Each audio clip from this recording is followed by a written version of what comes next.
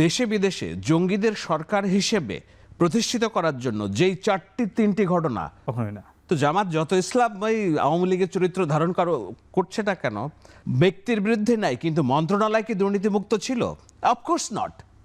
মানে প্রশ্ন ছিল যে দুর্নীতির কথা যেহেতু তারেক রহমান বলেছেন, তাহলে মানে জামাতের বিরুদ্ধেও মুক্তিযুদ্ধের অভিযোগও আবার বিএনপি করছে, তাহলে তাদের সঙ্গে আবার বিএনপি কেন ছিল?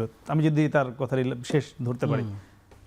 দেখুন, এটা খুব দুর্ভাগ্য আমাদের যে বিএনপির জামাতের সাথে প্রতিপক্ষ মেনে রাজনীতি করতে হচ্ছে আর কি। হ্যাঁ, এর চেয়ে বড় দুর্দিন আর বিএনপির সামনে অতীতে কবে এসেছিল, ভবিষ্যতে কবে? দুর্দিনের মেয়াদটা দীর্ঘদিন ছিল না, সেটাই সেটাই জামাতের মধ্যে একটি দলকে প্রতিপক্ষ মেনে রাজনীতি করতে হচ্ছে, এবং তারা এমনভাবে কথা বলছে যে এই কথাগুলো শেখ হাসিনা বলতো। শেখ হাসিনা এবং আওয়ামী লীগের যে বয়ান, শেখ হাসিনা পালিয়ে গিয়েছে কিন্তু এই বয়ান পালায় নাই। যেমন বিএনপি 5 বারের দুর্নীতির চ্যাম্পিয়ন, যেই দুর্নীতির সরকারে জামাত ইসলামের 2জন মন্ত্রী ছিল, উনি বলছেন যে কোনো মন্ত্রণালয়ে দুর্নীতি নাই। এগুলা মানে কি যে সত্যের অপপ্রলাপ। হয়তো ব্যক্তি যে 2জন তাদের বিরুদ্ধে দুর্নীতির অভিযোগ নেই, তো একটা মন্ত্রিসভায় তো অনেকগুলো মন্ত্রী ছিল।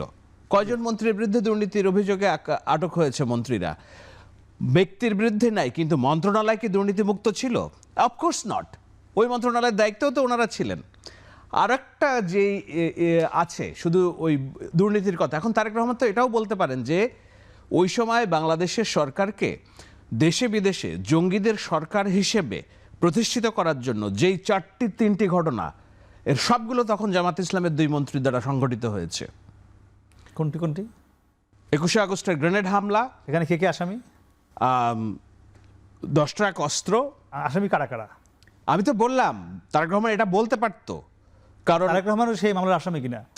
আসামি তো। আচ্ছা। কিন্তু সেই মামলা, সেই ঘটনাগুলো, এগুলা এই যে বাংলাদেশকে অস্থিতিশীল করার জন্য। না, তারেক রহমান আসামি হলে তাহলে শুধু ওই 2জন দোষী কিভাবে হয়? আমি বলছি তো। আচ্ছা। সবচেয়ে বড় আসামি কি লুৎফুজ্জামান বাবর, ভুক্তভোগী। আপনার কি মনে হয় লুৎফুজ্জামান বাবর তারেক রহমান এই অস্ত্র নিয়ে রাজনীতি করার প্লট তৈরি করেছে? না, প্লট তৈরি করেছিল সেই সময় প্রয়াত 2 মন্ত্রী, জামায়াত ইসলামের 2 মন্ত্রী। এটা তো বলতে পারতেন।